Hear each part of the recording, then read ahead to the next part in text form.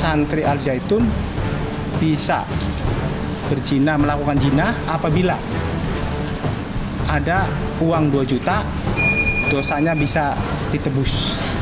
Ini pernyataan tidak benar. Pelapornya dari Panji Gumilang, Pak Ken Setiawan, dilaporkan balik, Bang. Dilaporkan di Polda Banten terkait dengan beberapa dugaan undang-undang ITE, terus KUHP plus 1 tahun 46 ya. Oh, penyampaian berita bohong.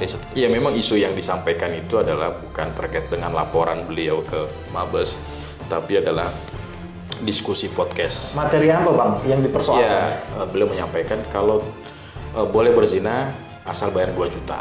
Kalau bisa dibuktikan benar, berarti gugur dong ya? Gugur. Pencemaran nama baiknya. Artinya laporan yang di Polda Banten nggak bisa lanjut, begitu ya?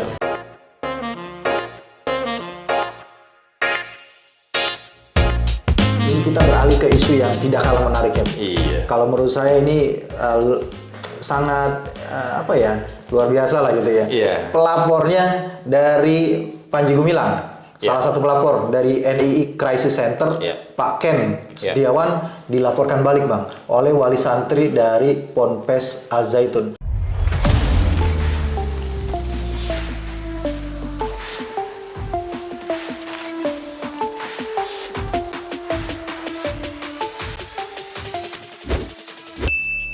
Iya. Ada kabar terkait itu, benar nggak, Bang, itu, Bang? Iya, kalau informasi di media sih benar ya. Dilaporkan di Polda Banten terkait dengan beberapa dugaan undang-undang ITE, terus KUHP plus undang-undang tentang apa?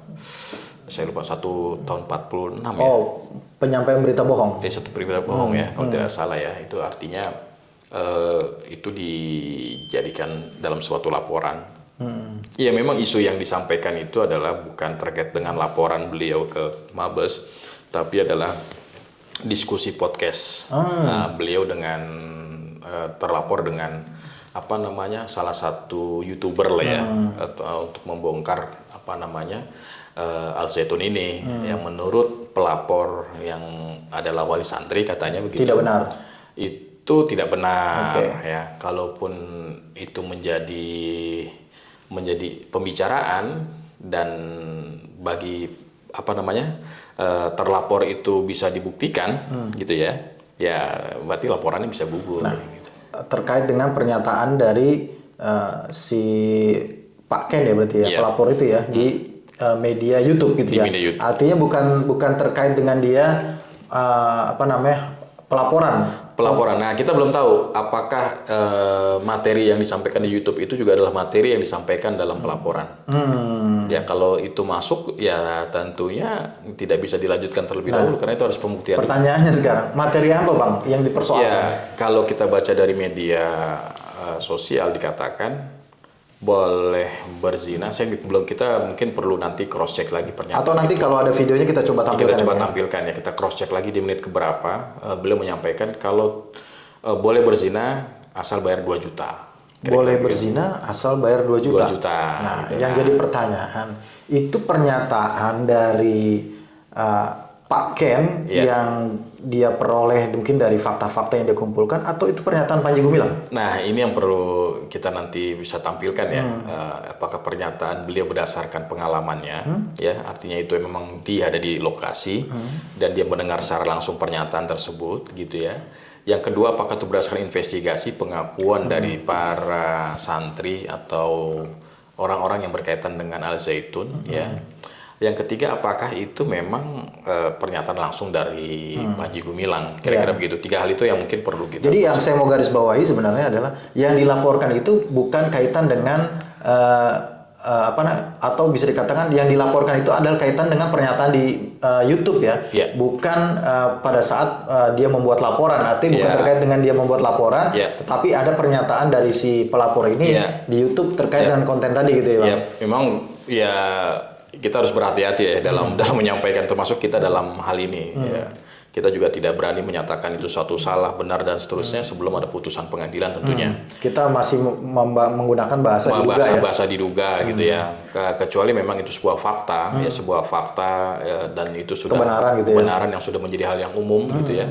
Itu silakan saja disampaikan. Nah, ini yang cukup menarik mungkin buat kita semua. pernyataan-pernyataan yang memang itu dibangun ya harus memiliki dasar, ya harus memiliki dasar, memiliki bukti yang kuat dan bisa dipertanggungjawabkan. Kira-kira begitu sih, Bang. Iya, karena kalau belajar dari kasus ya yang ada yang terkait dengan juga public figure misalkan kayak John LBF itu juga kan beliau melaporkan terkait pernyataan di media sosial dari salah satu kuasa hukum si pelapor gitu ya, karena dia kan melaporkan John LBF kemudian menyampaikan ke media kemudian dilaporkan. Iya, memang banyak hal yang seringkali kita offset dalam konversi pers. Padahal kan porsinya baru pelaporan, tapi sudah menjustifikasi seseorang A, B, C. Padahal kan belum ada bukti belum ada putusan dan belum ada hal yang bisa dijadikan sebuah cantolan gitu kan, kira-kira begitu. Sekarang untuk si Pak Ken sendiri, katakanlah materi ini memang masuk dalam pelaporan gitu ya, dalam laporan yang disampaikan di mana di Bareskrim begitu ya. Terus kemudian katakanlah Polda Banten tidak mengetahui itu, tidak mengetahui bahwa materi itu masuk dalam situ ya. Ya. Bagaimana cara mengcounter Pak Kennya nih? Jadi saya sih berharap pelaporan itu ditarik juga aja ke Mabes gitu ya. Oh, biar ini ya. Biar sinkronisasinya betul juga sih ya. Dalam koordinasinya memudahkan dan sinkron untuk mana yang betul nih ya, mana yang benar gitu ya. Kira-kira apakah begitu. pernyataannya Ken atau Ken tidak benar gitu ya. Karena kan ya dalam hal ini pelapor ini yang mendasarkan hanya kepada bukti video video sampaikan ini nggak bener nih gitu.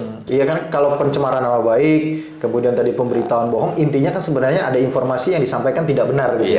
Kalau bisa dibuktikan benar, berarti gugur dong ya. Pencemaran nama baiknya, artinya laporan yang di Polda Banten nggak bisa lanjut begitu ya. Tidak bisa lanjut. Baik, Bang Nasrul, makasih atas ulasannya dan juga pencerahannya kepada sahabat hal pengacara. Ini tempat baru, Bang Heri. Iya, ini kita setting beberapa tempat supaya bisa menjadi suasananya berbeda gitu ya. Tapi udah ada endorse-nya nih, belum? Kita menunggu justru. Kita menunggu kalau ada yang mau endorse silakan. Gitu. Makasih Bang Nasrul ya. Makasih juga sahabat Halo Pengacara yang sudah menyaksikan video ini sampai dengan selesai. Jangan lupa dukung terus Halo Pengacara, nyalakan loncengnya, subscribe YouTube channel Halo Pengacara. Jangan lupa juga setiap video-video Halo Pengacara di like, di komen, di share ya. Terima kasih sekali lagi. Salam Halo Pengacara. Assalamualaikum warahmatullahi wabarakatuh. Waalaikumsalam warahmatullahi wabarakatuh.